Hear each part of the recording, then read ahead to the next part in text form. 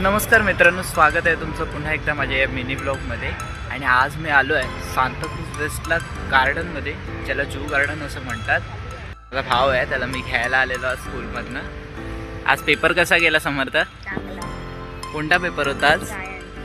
मित्रांनो, हे आहे सांताक्रूज वेस्टमधील कमला रहेजा गार्डन, जिथे लहान मुलांसाठी खेळण्यासाठी खूप झोपाळे वगैरे आहेत आणि इतर अजून काही गोष्टी आहेत. इथे तुम्ही सगळे येऊ शकता. आता जेवायला बसलो आहे. डाळ आहे, भात आहे आणि काजूची भाजी आहे. सगळ्यांनी जेवायला या.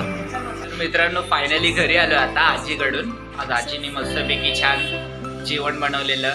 डाळ होता, भात होता आणि सर्वात आवडती भाजी म्हणजे आपल्या सर्व कोकणकरांची ती म्हणजे काजूची भाजी आणि लापसी होती. तर मस्तपैकी सगळं जेवण जेवलो आणि त्याच्यानंतर एक आपलं काम होतं ते केलं आणि घरी आलो आहे. तर आता मस्तपैकी आता झोपून ठेवूया आणि नंतर भेटतो तुम्हाला. आता झोपलो आहे, तुम्हाला बोललेलोच झोपलेलो. तर आता संध्याकाळच्या वाजले 6 आणि आज जातोय खेळायला समर्थासोबत. तर चला जाऊया. तर मित्रांनो, जसं मी तुम्हाला बोललेलो, आता आम्ही लोक आलो आहे खेळायला आणि सोबत समर्थ आहे आणि आता खेळतो. तर मित्रांनो, तुम्हाला बोललेलो मगाशी मी गेलेलो खेळायला. तर आता रिटर्न आलो आहे घरी आणि आता बाहेर जातो आहे मी. आणि मित्रांनो, तुम्हाला मगाशी मी सांगितलेलं की मी गेलेलो बाहेर, म्हणजे बैठकीला गेलेलो. श्री नानासाहेब धर्माधिकारी प्रतिष्ठान यांच्यामार्फत ही श्री सद्गुरूंची बैठक चालवली जाते आणि या बैठकीत आपल्याला आध्यात्मिक ज्ञान भेटतं आणि याच बैठकीला मी जाऊन आलो. आणि तर मित्रांनो, आता जेवायला बसलो आहे.